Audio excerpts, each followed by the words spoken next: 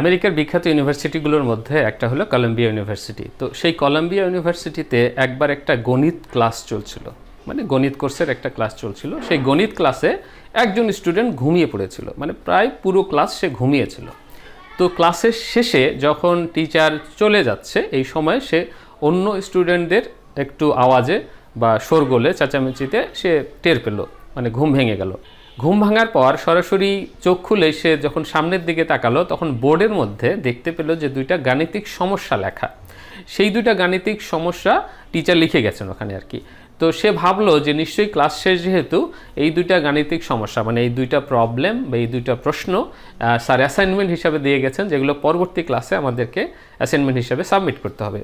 তো সে কিছু না ভেবে, অ্যাসাইনমেন্ট ভেবেই সেই প্রশ্ন দুটো, বোর্ডের লেখা প্রশ্ন দুটো সে খাতার মধ্যে তুলে নিল। তুলে নিয়ে সে এটাকে অ্যাসাইনমেন্ট ভেবেই যাই হোক বাসায় গেল, এবং পরবর্তী ক্লাসের আগেই সে কয়েকদিনের মধ্যে পরবর্তী ক্লাস যখন হবে তার আগেই অ্যাসাইনমেন্ট করার জন্য সেই এগুলো সমাধানের উদ্দেশ্যে ঘাটাঘাটি করলো, বই পড়লো, লাইব্রেরি ওয়ার্ক করলো, লাইব্রেরিতে গেল। বিভিন্নভাবে চিন্তা করার পরে সেই দুইটা সমাধানের মধ্যে একটা প্রশ্নের সমাধান করতে পারলো ভালোভাবেই। একটা প্রশ্নের সমাধান করে সে পরবর্তীতে যেদিন ক্লাস, সেদিন টিচারকে বলল ক্লাসের সময় যে স্যার আমি অ্যাসাইনমেন্টটা করেছি, একটা পেরেছি। তো টিচার একটু অবাক হয়ে গেল। তো টিচার বলল যে তুমি অ্যাসাইনমেন্ট করেছো মানে? কোনো অ্যাসাইনমেন্ট তো ছিল না এই ক্লাসের। তো বললো স্যার গত ক্লাসে যে দুইটা প্রশ্ন লেখা ছিল, সমস্যা লেখা ছিল, দুইটা গাণিতিক সমস্যা লেখা ছিল বোর্ডের মধ্যে, সেগুলো কি অ্যাসাইনমেন্ট না? সেগুলো তো আমি অ্যাসাইনমেন্ট মনে করেছি, তার মধ্যে একটা আমি করতে পেরেছি। তো স্যার বললো না, সেগুলো কোনো অ্যাসাইনমেন্ট ছিল না। এই কোর্সে যে আমি তোমাদেরকে যে টপিক পড়াচ্ছি এই রিলেটেড তো বিভিন্ন সায়েন্টিফিক প্রবলেম আছে, যেগুলো অনেকগুলো সমাধান হয়েছে অলরেডি, কিন্তু কিছু কিছু প্রবলেম আছে এরকম যেগুলো তো সমাধান হয় নাই, বিজ্ঞানীরা খুঁজতেছে সেগুলোর সমাধান।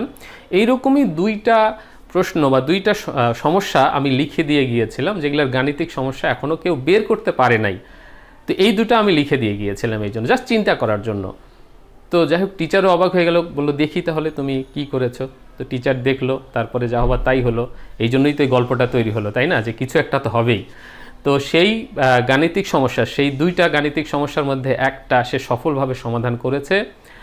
যেই গাণিতিক সমাধান বা যেই গাণিতিক সমস্যার সমাধান এখন পর্যন্ত, ওই দিন পর্যন্ত কেউ করতে পারে নাই, টিচার দিয়েছিল শুধুমাত্র এটাকে একটা চিন্তার প্রসেসে আনার জন্য স্টুডেন্টদেরকে স্যাম্পল হিসেবে, যে এই রিলেটেড প্রবলেম এখনও, এই প্রবলেম দুটা এখনও সলভ হয় না, এরকম দুটা সমস্যা।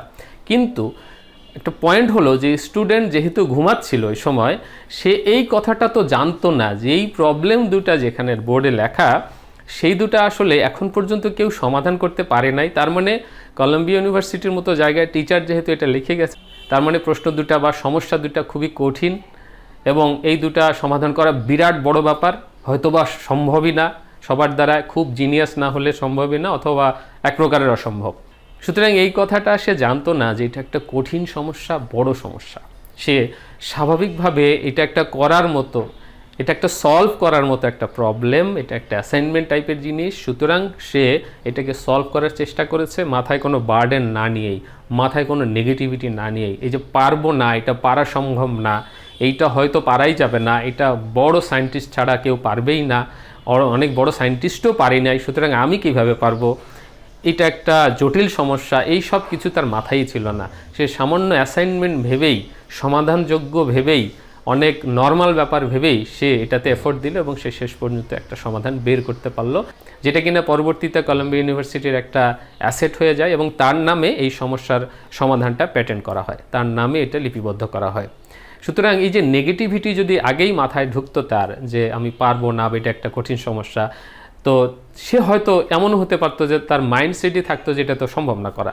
তো আমাদের মধ্যে অনেক সময় এরকম হয় যে কোনো একটা কিছু শিখবো, কোনো একটা কিছু পড়বো, কোনো একটা কিছু জানবো, কোনো একটা কাজ করব, এটা তো আমার দ্বারা সম্ভব না, বা এটা তো কাজটা অনেক কঠিন, বা এটা তো আসলে হয় না, বা এটা তো আমার লেভেলের লোক পারার কথা না, এটা তো অমুকের কাজ, এটা তো তমুকের কাজ, ওই লেভেল ছাড়া সম্ভব না।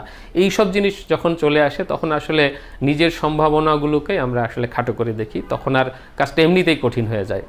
তার এই জটিল সমস্যার সমাধান করাটা সম্ভব হলো যে সে আসলে শোনেই নাই, যে এটা আসলে অনেক কঠিন কাজ, সে সহজ ভেবে, ইজি ভেবে, অথবা এটা করার মতো ভেবেই সে করলো এবং সে একটা কিছু খুঁজে পেলো। মেন্টাল যে ব্লকেট সেটা কাজ করলো না, সেক্ষেত্রে মেন্টাল যে বাধাটা, মাইন্ডসেট আগে থেকেই যে হতে মানে এটা করাই হয়তো সম্ভব না, এই বাধাটা ছিল না।